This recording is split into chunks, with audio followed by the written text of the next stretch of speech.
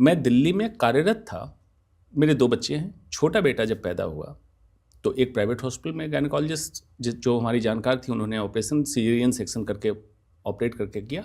बच्चे को 2 घंटे रखना होता है नीकू में, नियोनेटल आईसीयू में ऑब्जर्वेशन के लिए। उसके बाद पीडियाट्रिक्स का डॉक्टर आके मुझसे कहता है, मैं एस्टैब्लिश कैंसर सर्जन दिल्ली का था, मेरी पत्नी प्लास्टिक सर्जन है, और आगे कहता है कि बच्चे के हार्ट में सुराख है।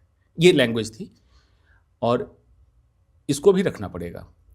तो मैंने उसको टेक्निकली पूछा, ASD VSD क्या है? नहीं, वो तो देखना पड़ेगा, बहुत खतरा है। मैंने कहा मैं डॉक्टर हूँ। बोला हाँ मैं जानता हूँ, ये मैं इसलिए बता रहा हूँ मैं डॉक्टर हूँ। उसके बाद ये स्टेटमेंट हो रहा है। फिर 2 घंटे बाद बोला कि नहीं अभी तो बहुत ज़्यादा सीरियस है, क्योंकि मैं अलीगढ़ से पास आउट था। मैंने पता किया अलीगढ़ के कुछ पास आउट डॉक्टर यहाँ हैं क्या उसी हॉस्पिटल में, हॉस्पिटल का नाम नहीं लूँगा, बड़ी चेन है।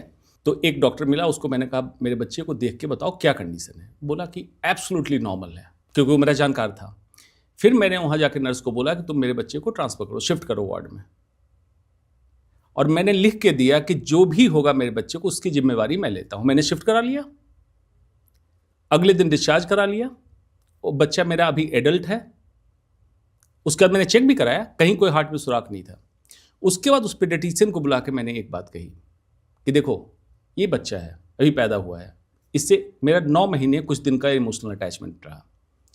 मैं जिस ब्रांच का डॉक्टर हूँ, कैंसर, अगर मेरे पास मरीज आता है, अगर मैं इस तरह से डराऊँ, सोच रहा हूँ इंसान घर बेच देगा, जेवर बेच देगा, लेकिन मैंने कसम खाई कि ऐसा कभी नहीं करूँगा। तुम सोचो, तुम जैसे लोग डॉक्टर के प्रोफेशन को बदनाम कर रहे हो। ये बोल के मैं वहाँ से आया था, और उस दिन वाकई मुझे दर्द हुआ था कि ये डॉक्टर है, डॉक्टर के भेष में शैतान है ये। अगर एक डॉक्टर के साथ ऐसा कर रहा था, तो सोचिए नॉन डॉक्टर के साथ ये लोग क्या करते होंगे, जिनको कुछ नहीं समझ में आता है कि ASD क्या है, VSD क्या है। इनकी जमीर कहाँ गई, ये समझने की जरूरत है, ये सोचने की जरूरत है कि ऐसे लोग क्यों हैं इस प्रोफेशन में। जब मैं नाराज होता हूं तो लोग कहते हैं कि बाकी प्रोफेशन पे आप नाराज नहीं होते। बाकी प्रोफेशन से मुझे मतलब नहीं, मैं इस प्रोफेशन में हूं, मैं इसका जिम्मा जानता हूं।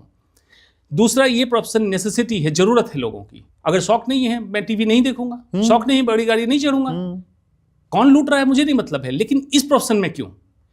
जिनको लूटना है, गलती से डॉक्टर हो गए हैं, जाके बिल्डर बन जाए, चरस का व्यापार कर लें, कुछ भी कर लें, डॉक्टरी छोड़ दें। इसमें अगर मैं कहता हूं तो क्या गलत कहता हूं बताइए?